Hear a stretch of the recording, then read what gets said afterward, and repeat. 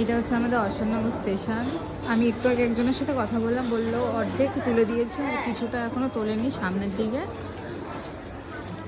তো আমি তোমাদের দেখাচ্ছি অশোকনগর স্টেশনে আজ মানে এখনের অবস্থা। এই দেখো, এটা হচ্ছে আমাদের অশোকনগর স্টেশন।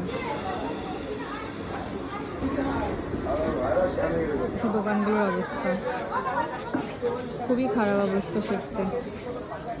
ওইসব সাইডের দোকানগুলো কিন্তু প্রায় ভেঙে ফেলেছে,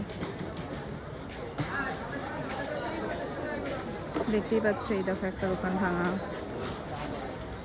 ওদিকে কিছু কিছু আছে। আমি একজনকে জিজ্ঞেস করলাম, সে বললো একটুখানি প্রবলেমের কারণে কিছু কিছু দোকান ভাঙেনি। এই যে সব দোকানগুলো সব ভেঙে ফেলেছে।